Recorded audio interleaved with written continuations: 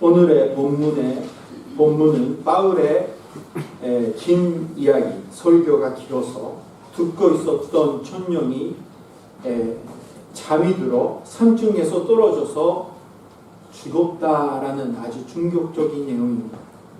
이 이야기에서 설교를 듣고 있을 때 듣고 있는 동안 자면 안 된다 뭐 이런 설교도 있고요. 설교는 짧게 해야 한다라는 그런 말도 있습니다만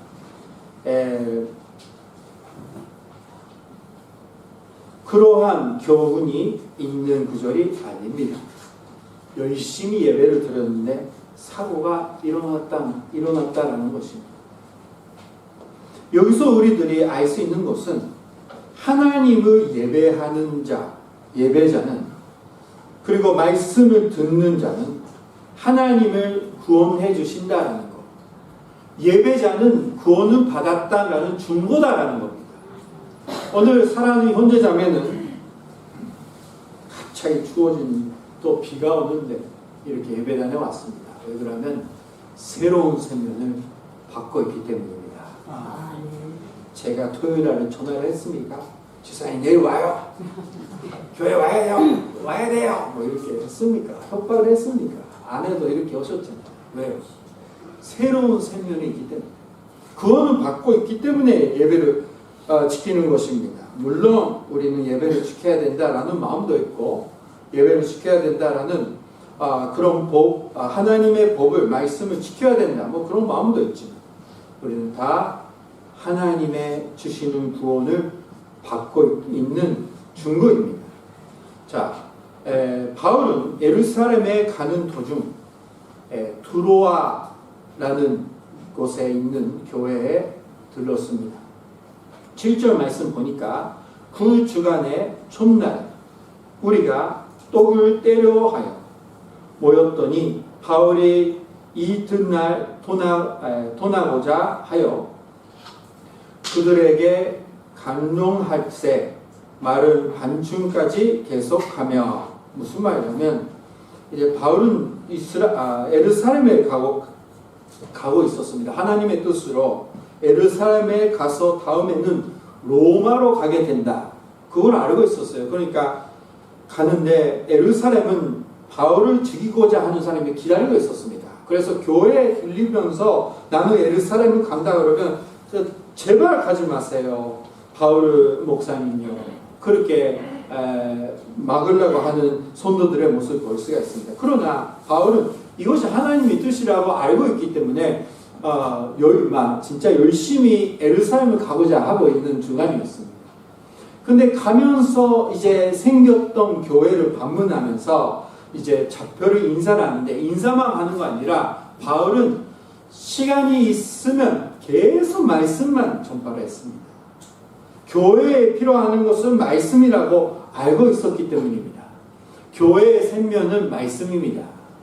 교회에 모이는 우리들의 말씀을 통해서 구원을 받았고 우리는 말씀을 통해서 손자하고 교회는 말씀을 통해서 손자합니다. 그래서 말씀이 필요하다는 것을 바울은 잘 알고 있었어요. 그래서 열심히 설교를 합니다. 마지막이라고 생각해서 설교를 하는데 아마 5시간, 6시간 정도 하는 것 같아요. 얼마나 길어요, 사람이. 한번 해볼까요? 제가 1시간 정도. 저는 1시간 정도는 설교할 수가 있습니다. 사실은 제가 제 이야기는 별로 상고가 안 되지만 저는 원래 설교가 긴 편이었습니다. 평소에 40분 했었어요. 근데 요까마 교회 오니까 일본어, 한국어로 해야 되니까 20분 하고 있는 겁니다. 잘 됐죠? 사람에서 잘 감사드려야지. 아무튼 길어서 주무시는 분은 많이 있어서 일어나라고 그런 얘기하면서 설교를 했습니다. 근데 바울을 이해가 하잖아요. 이해되잖아요. 긴 이야기를 하면서 말씀을 줘야 된다 하는 겁니다. 자, 여기 보니까 떡을 떼려 하여라고 써 있습니다. 무슨 말이에요? 손장식입니다. 손장식. 그러니까 예배를 하기 위해서 모였고 같이 식사하고 그러니까 특별한 예배죠. 바울을 모시고 바울 선생님 목사님을 모시고 특별한 예배를 하는 겁니다. 그리고 이것이 바로 토요일 날의 밤에 토요일 날 금요일 날에 밤에 시작하면 토요일 날에 시작합니다.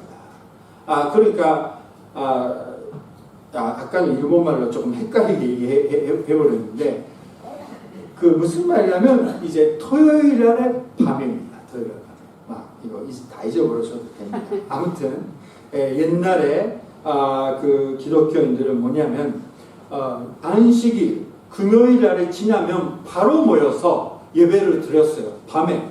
왜 밤에 예배 드렸냐? 왜 그러냐면 노예 사람들도 많이 구원을 받았습니다. 그 사람들이 일이 빠질 수가 없으니까 예배 드리는 거예요. 우리 요코하마에 있는 한국 교회도 오전에 11시, 10시에 예배 드리고 오후 2시, 4시에 예배 드리는 교회가 있어요. 왜 그러냐면 일 때문에 못 나오시는 분이 있기 때문에 그렇게 예배 드리는 겁니다. 배려예요. 좋은 배려입니다. 이때 당시에는 밤에 예배 드렸습니다. 자, 아무튼 예배를 드리는데 소요가 길었다라는 거예요. 그거를 다 이해했습니다. 9절 말씀 보겠습니다. 9절 말씀 보니까 유두고라 하는 촌령이 창에 걸도 앉아 있다가 깊이 졸더니 바울이 간동하기를 더 오래 하매, 그 요약에는 말씀이 또 다시 이상하게 들어버렸는데 그걸 빼주시고 하매 졸음을 이기지 못하여 삶 중에서 떨어지거늘 일으켜 보니 죽었는지라 이렇게 썼습니다. 설교가 너무 길어서 창문 옆에 앉아 있었습니다. 오늘 안 봤는데 8절 말씀 보니까 등불이 많이 껴 있었다는 거예요. 등불이 많이 끼면 삼서가 없어져요. 그러니까 문을 열어놓는 거예요. 왜 등불을 많이 켜는 겁니까? 제대로 바울의 설교를 듣고자 하는 사람이 모여있기 때문입니다. 네. 그래서 그러니까 이제 환기를 시켜야 되니까 문 열어 있는데 이 유두고라는 사람은 이 이름으로 보면 이름이 노예에 많이 있는 이름이었습니다. 유두고. 그러니까 이 사람이 노예 그 존이죠. 섬기는 자입니다. 이 사람이 왜 문 옆에 앉아 있을까 하면 열심히 일을 하다가 밤에 오니까 얼마나 힘들어요. 그러나 나는 말씀을 잘 듣고 싶다라는 열심이 있기 때문에 환기를 시키는 문 옆에서 앉아서 깨어있고 싶다라는 생각으로 문 옆에 앉아 있었다라는 것을 우리가 생각할 수가 있습니다. 그렇게 써 있는 거 아니죠. 그러니까 문 옆에 앉아 있는 겁니다. 왜 문 옆에 앉았나? 그렇게 얘기하면 안 돼요. 깨고 있고 싶다라는 겁니다. 그러나 설교가 너무 길어서 자는 겁니다. 우리는 마음이 뜨거워도 우리 몸은 너무나 연약합니다. 우리는 설교 시간도 주무실 수밖에 없을 때도 있어요. 사랑하는 회장님, 저는 이해합니다. 어떤 교회는 주무셔서 제가 설교하고 있는데 자리에서 떨어지는 사람이 있었어요. 깜짝 놀래가지고 너무 피곤하구나. 그래도 피곤할 때는 그래도 교회 와서 주무세요. 편하게 주무세요. 그러면 너무나 편안한 마음을 받을 수 있으니까 교회 오셔서 주무세요. 이렇게 말씀을 드렸던 적이 있습니다. 교회에서 주무시면 은혜를 받습니다. 사랑하는 자매님. 그러니까 주무실 때는 약간 뒤에 앉아서 주무세요. 그러면 아주 은혜를 받아요. 진짜로. 교회에서 어쩔 수 없으니까. 어쩔 수 없을 때는 어쩔 수 없는 거예요.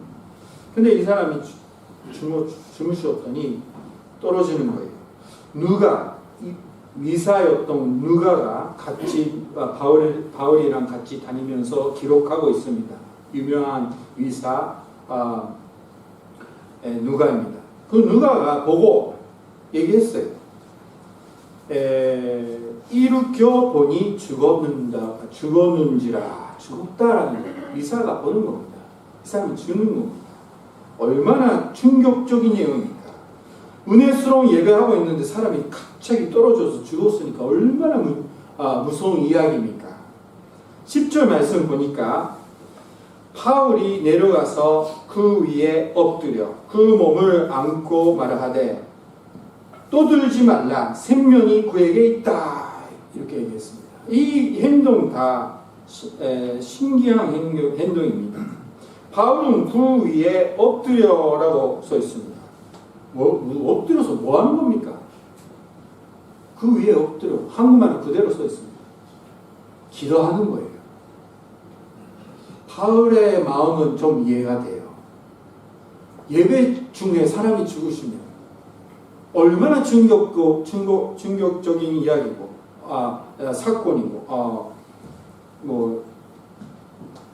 그리고 저도 예배 중에 누가 죽으시면, 돌아가시면 금방 기도할 거예요. 하나님, 예배하고 있는데 사람이 죽으면 다음에 사람이 안 합니다. 주여 다시 한번 그 생명을 돌려주세요. 진심으로 기도할 거예요. 그 바울이 유두고를 잘 알고 있는지 모르지만 열심히 듣고자 하는 것은 알고 있을 거예요, 아마. 그래서 엎드려서 기도했을 것은 하나님 아버지요, 불쌍히 여기시옵소서. 우리는 예배 드리고 있더라고, 하나님이 믿고 있더라도 사고 생기고 우리 연약하니까 병도 걸리고 그렇게 되는 겁니다. 어쩔 수 없어요. 근데 엎드려서 기도를 했습니다. 이거는 바로 옛날에 에리야가 과부의 집에 있을 때 그 아들이 죽었어요. 왜 죽었는지 몰라요. 그러니까 에리야는 또 엎드려서, 3번 엎드려서 그 아들을 위해 엎드려서 기도를 했습니다. 하나님 아버지요, 이 아들의 생명을 다시 한번 돌려주세요. 그랬더니 살아났습니다. 똑같은 그 기도를 하는 겁니다. 하나님은 그 기도를 응답하셨습니다. 근데 응답하시기 전에 바울은 뭐라고 했습니까? 떨지 말라, 생명이 그에게 있다.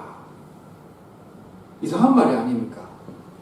죽었으니까 생명 다시 돌아왔다, 다시 살아났다, 이렇게 이해하는 게 맞는데 생명이 그에게 있어라고 하는 거예요. 이것이 바로 그냥 인간적인 생명이 아니라 영원한 생명이 이 사람 안에 있다라는 겁니다. 바울은 그것을 이제 알고 있고 그렇게 기도하는 겁니다. 영원한 생명이 이 사람 안에 있다, 이렇게 고백하고 나서 하나님은 그 기도를 응답해 주셔서 더 특별하게, 이거는 많이 없습니다. 저도 한 번도 죽는 사람이 다시 한번 일어나는 것이 본 적이 없습니다.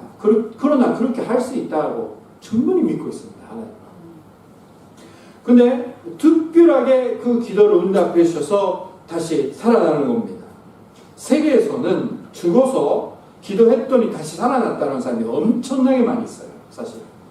하나님이 그런 기적을 특별하게 해주시는 때가 있습니다. 하나님의 뜻이 있을 때는. 자, 여기서 우리가 아는 것은 뭐냐면, 하나님이 왜 특별하게 다시 한번 살게 해주시냐. 그거는 교회에게 새로운 생명, 예수님을 믿고 구원받는 자는 죽어도 산다라는 하나님 예수님의 말씀이 진짜다라는 것을 교회 전체에게 보여주시는 겁니다. 충격받고 가는 거 아니라 이 사건을 통해서 하나님은 교회의 믿음을 확실한 믿음으로 키워주시는 겁니다. 하나님이 이런 일을 가끔 해주셔요. 사랑하는 형제자매, 어려움이 있을 때 오히려 우리 믿음이 성장했다, 은혜를 받았다 할 때가 많이 있잖아요, 사실. 너무 힘들 때 하나님 은혜를 받아서 우리의 믿음이 성장되었습니다 할 때가 있습니다. 하나님은 그렇게 역사를 많이 해주십니다. 그래서 야고보서 보니까 어려움이 있으면 감사하라고 써있어요.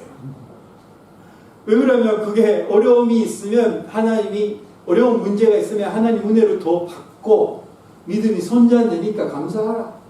로마서에도 그렇게 써 있습니다. 자, 아무튼 뭐냐면 우리가 예배하는 자는 새로운 생명을 받고 있기 때문에 죽어도 산다라는 걸 그 순간에 보여주시는 겁니다. 우리는 그것을 깨달는 사람이 되어야 됩니다. 우리도 마찬가지라는 거예요.